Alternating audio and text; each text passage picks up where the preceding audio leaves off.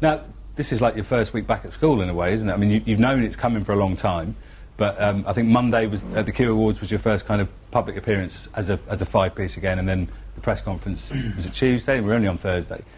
Does it feel weird? Does it feel like the last 15 years never happened? Does it feel natural? How does it feel? Feels great, very exciting. It's funny because you described it, didn't you, as like going, not the first day at school, but the last day of term where you can wear what you want. Yeah. It's like when you bring 50p in at school, Yeah, last day of term, and all the work's done really, and the teachers are not really that bothered to sit you down and make you learn something. Yeah. And you can just fanny about and look cool in your clothes, or try to be cool. And that's pretty much what it's like. Feels free. Excellent. Right. Obviously, now the tour was the big announcement that you did on Tuesday. As I understand it, it starts out with Rob doing some solo stuff, and then it's the four-piece, take that, and then you all come on and do the five-piece stuff after. Is that right? Or No, that's completely wrong. Okay. No, we don't really know yet, but Okay. but in the concert that we will be doing, there will be stuff from Robbie Williams, solo stuff, from the four of us when we were four-piece, the five of us early days, and five of us on the latest album. So there's going to be, everyone's going to get a bit of everything really, Yeah. and we're going to make that into a one-piece show. Okay. The full kind of 20 years history is going to be represented then. That's important, presumably. Progress. Yeah. I think for a fan there's going to be people coming for different reasons. Some fans will be coming just to see Rob, some fans will want to see the four of us, and ultimately I think most people will be waiting for that moment where they see all of us together. Mm-hmm. And within that show they're going to get all of that. So Something for everyone. yeah. Okay. Now, I spoke to Rob actually about 2 months ago about his Greatest Hits album. I did actually speak to the rest of you for about 4 years ago. It was just when you were announcing the sort of comeback tour, as it were.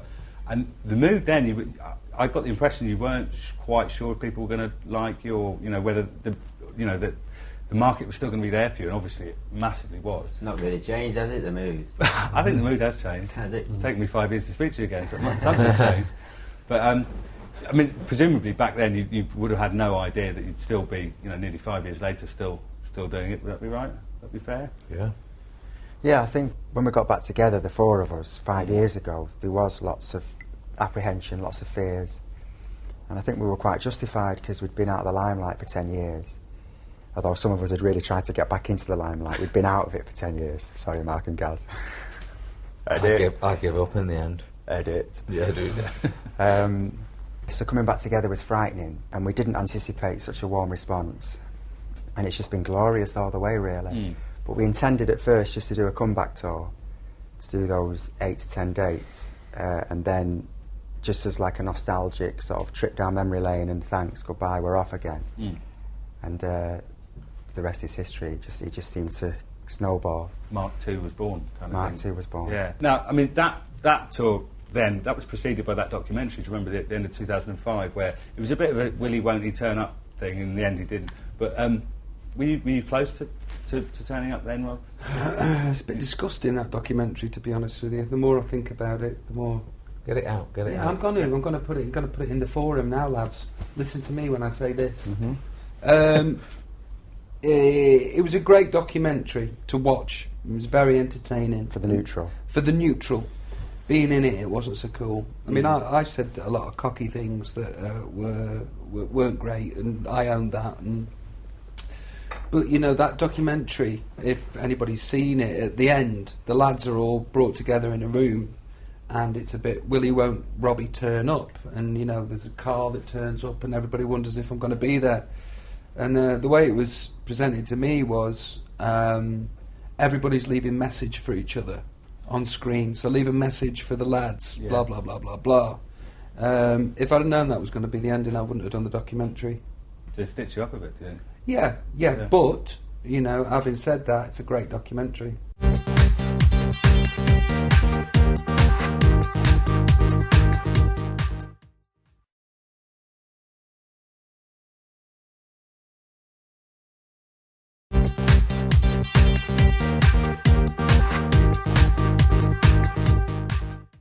What do you think it is about you guys that that you still remain so much in the affection of the British public in the way that without naming any names, but your sort of contemporaries from the 90s just haven't managed for whatever reason?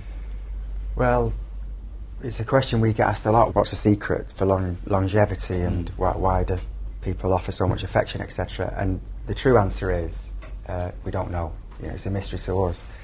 But having said that, if I wanted to be immodest and guess, I'd say we're grafters. We've always worked hard. We mean what we do. I know some people think we're the lighter end of pop. It's a bit trashy or whatever, especially back in the day, manufactured, etc. But we've always meant what we do. We love performing. We're all show-offs. We love singing and dancing, and I think for those reasons, coupled with we make some sing-along tunes, good poppy tunes. Do you know what though? There isn't many people that could do the shows that we used to do, and there definitely isn't anybody that could do the show that you've just done, the Circus. It's one of the best shows ever been for me and for my money. Yeah. And also, the guys are, I think, people pick up on how gracious and how full of gratitude they all are to be in the position they're in. And the music's not too bad though either, is it? I think we all realise as well we're just part of a story. We've got a 20-year story now that people have bought into. If this continues for us, it's probably less about us as guys and as much about the story of Take That, and everyone wants a good story now and again. There's a lot of bad stories and a lot of bad news all the time. I guess they can close the book whenever they want. With the public? I don't think they want to, not just yet, No, not for a while. But they could, I guess. I suppose they could. So, the album. Do you know what? Stylistically, it's not a million miles away from what we started out at. I've Thinking been about wanting it. to say that, yeah. It's almost... That's true, isn't it? Take That and Party is Like, a yeah. million miles away from Progress. Like a vamped up version of Take That and Party. Yeah. Without the cod pieces. Yeah, it's like with Take the That and jelly. Party with big boy pants on, isn't it, really? Yeah, we did do a lot more dance music then, didn't we? Yeah. Yeah. Than we have done. We haven't Since. done any I since. told we you did you'd that. come round again. The one thing it feels like for me is it feels like 5 people dying to be in a studio together, making great music, looking at each other, full of inspiration, full of energy. It really feels like a vibe on this record. That's why I think it's so up-tempo. That's why there's lots of lyrics in each song. We've so much to say as a band. And when I listen through to it, I think, wow, I've been hit by a big ball of energy there. And that's good. That Yeah. makes it different.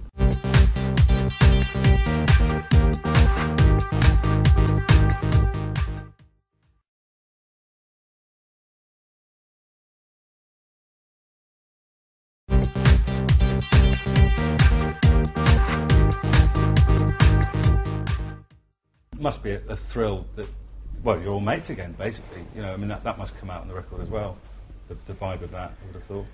Yeah, the fact that we've become friends again and we try to reunite and become pals again. Yeah, that definitely comes out. But as well, the nervousness involved in trying to become friends again, the tensions that we shared in being in a room together and trying to be friends again, that also comes out in certain songs. I think there's a bit of angst in some of the songs, like Kids and maybe even Happy Now in a way.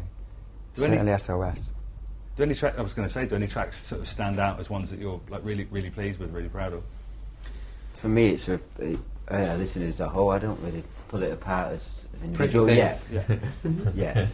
You like Pretty Things, don't I like you? Pretty I Things. could probably say what everybody likes. And no, why would I say what everybody likes? Everybody say what they like themselves. Affirmation. Hey, no, Happy Now. Affirmation, Happy Now. Underground, Flower Bed, 8 Letters, and What Do You Want From Me? Which are all the ones that we sing and write on. Okay. But of course, you've all shared the writing credits on this, don't you? And that's the sort of new Take That way of doing things. Yeah, it is. It's something that's come. It's 20 years of gathering information and experience and put onto one record. That's Yeah. what we've done. So we're all as much a part of it as each other. But that was going from Beautiful World, that. It's not just from this Of album, course, it's yeah. from them. I think we have a blessing in that those early days. and you know, hopefully all bands that can have that. It was it's so important. Or I think, you know, that the music, the creative, is coming from within that band.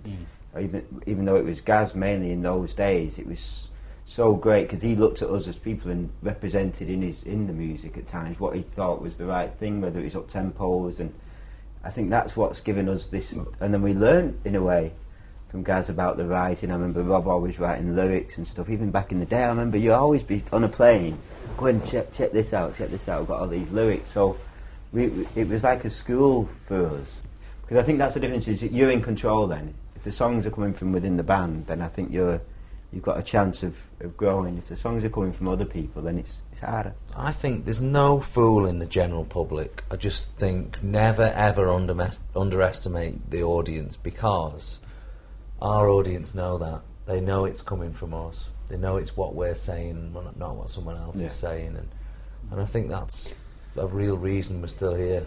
Yeah.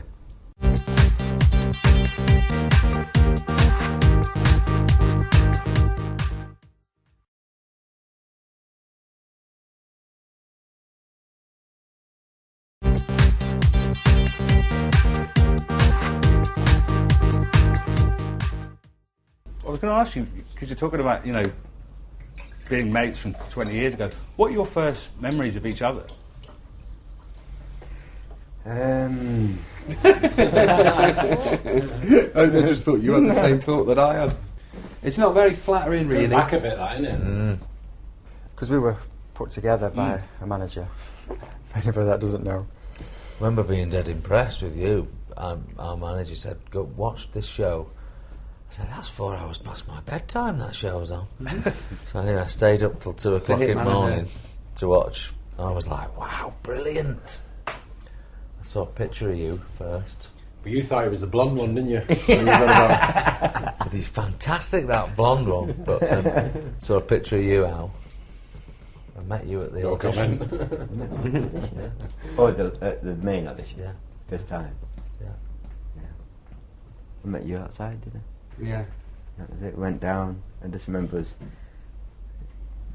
him just bouncing up and down, being full of energy and life, and there was this thing that was bouncing off the walls. We had something in common when we both first met, was that we were both telling our mothers to go away because our mums had brought us to the audition, and I thought he was unfriendly. I thought you were unfriendly, and you came in late, so I didn't get much of a first impression. You thought I was what's the word you used? Twat. Yeah. Yeah. I reckon I would have annoyed them all. Right. I Instantly. remember being impressed by Jason, though, because I was in a breakdancing group. We used to go to this place called the Apollo every Sunday to breakdance, and Jason was in Street Machine. He was like the second to best group there. the best group there, and I remember seeing him at the audition, thinking, "Wow, that's Jason Orange. You know, he's an amazing breakdancer." I knew him already. You knew him by reputation? I knew him already not by name, but I knew him already as that he was a great breakdancer. Right. So you On were the a big streets dog of in the early days, Manchester. Jason, is that right? Mate, I was famous before I was famous. Exactly. These Right, lads yeah. cramped my style. Yeah. No, Lived with Nigel- you for 20 years. Ruined my career. But remember being told you were already getting fan mail before from being on the Off the Hitman. Hitman, yeah. I was And like, I went from having the most to the least fan mail in about a week and a half through joining these lads. Is that still the ratio of fan mail? Probably. Yeah. Probably, yeah. All right. I don't know. I'll read YouTube. The comments underneath there. You're not still reading it. I've told you. Only the ones that I'm not involved with. Okay. Yeah. People, and rightly so, you're a very, very handsome man. I've got a man crush on you and Michael Bublé. No, I'll let Mike It makes know. me happy. That. category to be in. Makes me happy, worryingly so.